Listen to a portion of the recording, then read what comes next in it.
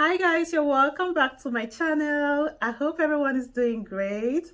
If you see me for the first time, thanks for stopping by. I see our subscribers are increasing. I thank you all so much. I appreciate you. Please keep subscribing, keep telling your friends and loved ones about me, and let's all be on this journey together. Today we'll be talking about a touchy subject. So from my video, I did a video that I titled How the Church Almost Destroyed My Parents' Marriage. From that video, I'm sure most of you can tell that I was a church girl. Yeah, so in as much as I wouldn't want to be talking about church, a lot on this channel, it is hard to deny the fact that part of the problems, in the Black African society is the church. Some churches, not all the churches. The church or the pastors, maybe I should say the pastors. Anyway, guys, let me just share this with you. So there's this news that broke out recently of a guy, a Nigerian man who has been living in the UK for some years. He decided to return home, and he returned to Nigeria and he started attending this church. I won't be mentioning the name of the church because I don't want all that drama. I want to share my own personal story, but I just want to start off by, sharing this recent happening. And that will lead to, me sharing my own personal experience, one of my personal experience with the church. So the man started this church and he decided to maybe tithe or sow a seed with his car, his private vehicle. He tithed the car, and he's an adult. He's free to do what he wants, right? So let me backtrack a little bit. This man built this house for his family. They have a family house, and they said he has a lion's share. After some time, he decided to sell the house, the family house that his own parents are still living in with a few tenants. He decided to sell this house as a seed to the church.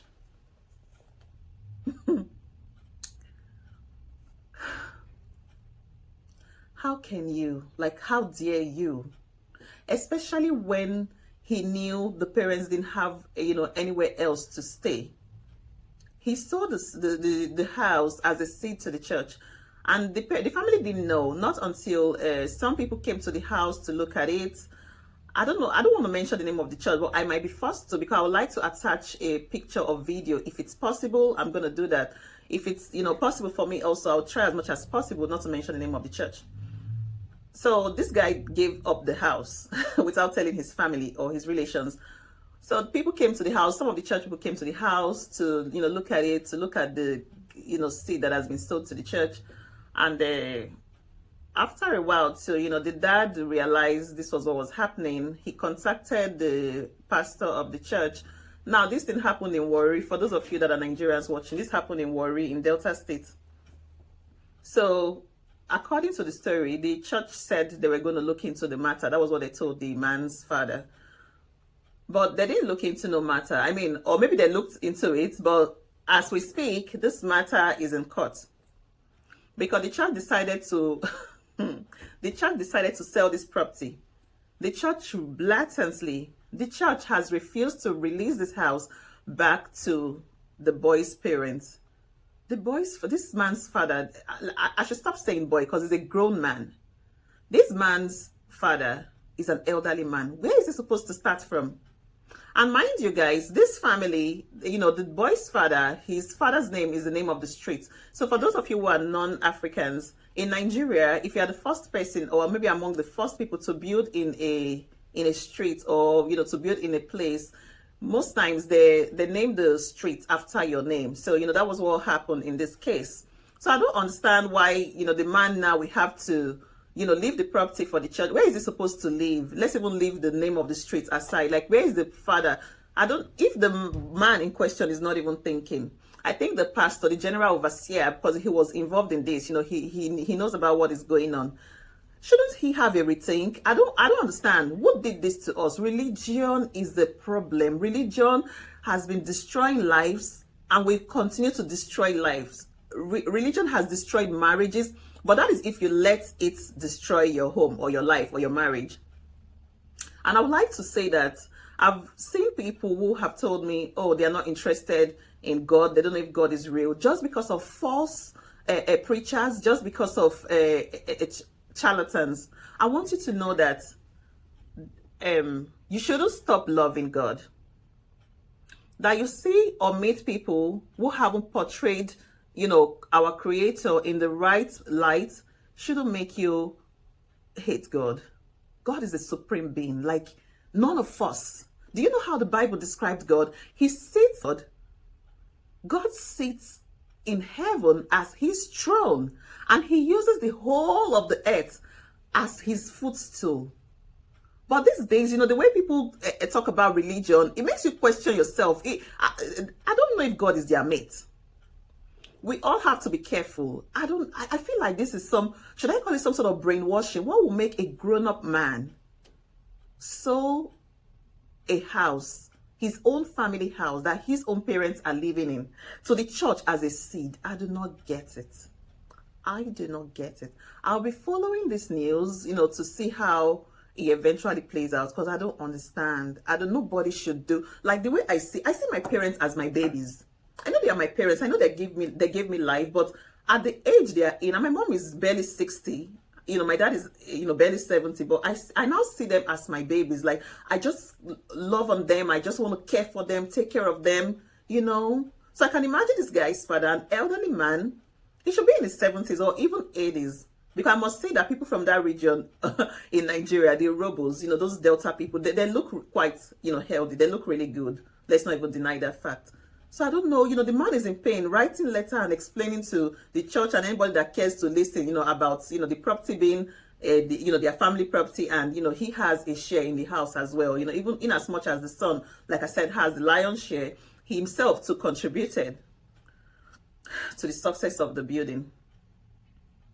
When I saw that story for the first time, it just brought out all these things that I've tried to bury in the past. It just brought everything out. Let me quickly share this story. I'll try to be as brief as possible. So when I was in college, I was on holidays from school. I visited home, of course. And, my mom asked me to follow her to a church service. That wasn't like her main church. It was just like a fellowship on the side. So I'm sure most Nigerians can relate to this. So most times we have like our main church that we attend, then we have something on the side, some sort of prayer house fellowship situation. So my mom asked that I come with her. I think I refused the first day, second day, but then I went with her to this church.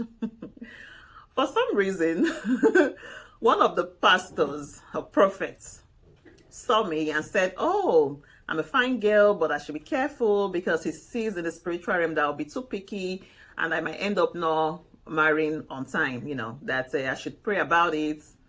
Bad spirits, blah, blah, blah, do not want me to get married early. So when we go home, I told my mom, forget that thing. My mom said, no, I have to go for prayers. Just like the pastors had said, I have to go in for prayers. I have to go in for deliverance. Oh, see, guys, I'm not against prayers or deliverance, but I believe you can pray yourself out. Like, you can pray your way out from any circumstance or any situation. Go on your knees and pray to God. He listens. The pastors who are going to pray for you, for God to answer, but they're not humans as well. They have their own problems too. And of course, this prophecy, I didn't even believe it. I'm sorry, I didn't believe it. I didn't believe the prophecy. It was just, just something to get me or get my mom. Because if it was left to me, I wouldn't have gone. But my mom, was talking and I had to go. So when I went for the said deliverance, when I got to the church, it was two of them. So, they started praying and talking, just praying. Then suddenly, one of the pastors left. He said he had an emergency, so he had to go. Then I was left, with the other pastor in the church, just.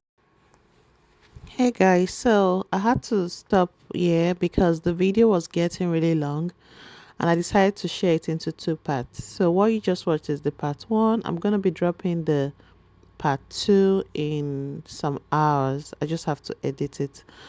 Here's the picture of the said man and the picture of his parents. I think the story has it allegedly that his mom passed away. The mom is late. Not from this situation though. So that's why you hear me talking about just the dad. So yeah, so this is the gentleman who came from the UK to Nigeria